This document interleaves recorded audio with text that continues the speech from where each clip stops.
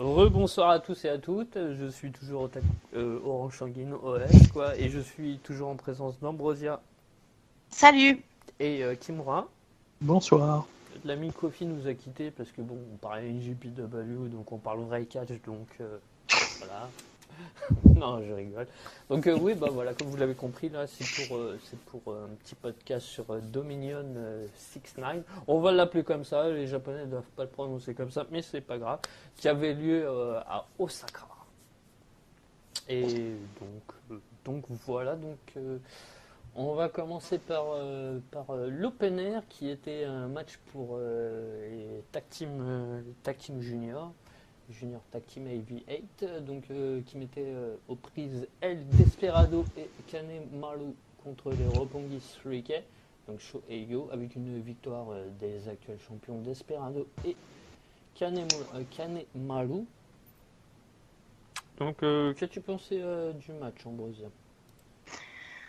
Moi, j'ai trouvé que c'était un match sympa, mais en même temps, je ne sais même pas pourquoi j'ai pas trop réussi à rentrer dedans, alors que j'adore les roppongi, mais j'avais l'impression de voir quelque chose de vu et trop revu. Donc du coup, voilà. Après, c'était très bien. Ils ont fait du spectaculaire, les roppongi, comme d'habitude, et voilà, quoi, j'ai rien d'autre à dire de plus parce que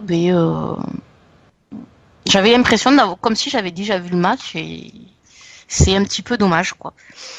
Et aussi, c'est aussi dommage qu'ils aient pas récupéré leur ceinture. Mais voilà, non, après c'était bon comme d'hab avec de toute façon les Roppongi sont très bons et puis ceux en face aussi ils étaient bons aussi donc du coup voilà, mais je suis pas rentrée dedans. Et, Une fois n'est pas et coutume. toi, Kimura, alors, qu'est-ce que... Ouais, ben un peu pareil. Bon match, mais pas non plus extraordinaire. Bon, ça a fait l'affaire comme opener. Mais effectivement, après, ouais, je sais pas, ça fonctionne pas tant que ça entre ces deux équipes. Ou je sais pas trop, peut-être la fatigue du Best of Super Junior. Mais bon, ouais, ils ont livré quelque chose de bien, mais pas non plus de quoi vraiment s'extasier non plus, quoi. Et puis bah après, ouais, niveau booking, j'étais assez surpris quand même de la victoire des Heels. Je m'attendais à voir les Roppongi reprendre le titre. Et puis non, et donc je sais pas trop où ils vont quand même ces deux-là, qui sont très talentueux tous les deux. Hum. Mais ouais, je sais pas Un trop coup où on les le monte, booking un les coup on les... ramène. Ouais, ouais ils ont eu deux règnes très courts. On sait pas pourquoi ils ont perdu la ceinture aussi vite. Hum. Et ouais, non, c'est un peu bizarre en ce moment. On a l'impression qu'ils sont un peu perdus dans cette division junior tag team. Qui plus est, en plus, je crois bien qu'il t'avait fait plutôt bonne impression pendant le tournoi Ah de oui, l'Open ils ont Air. été très bons, surtout Shaw qui a été vraiment excellent.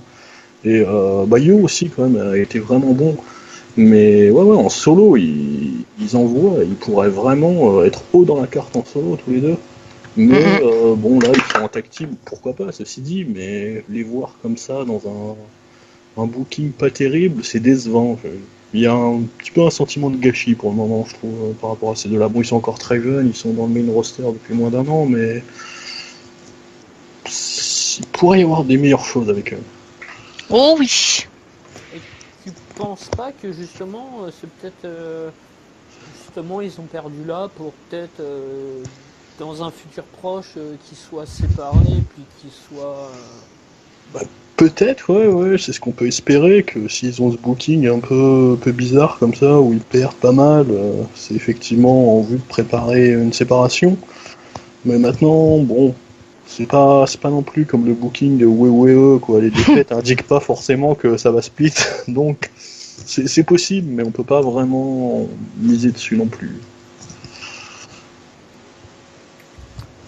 Tu veux rajouter quelque chose, Ambrosia?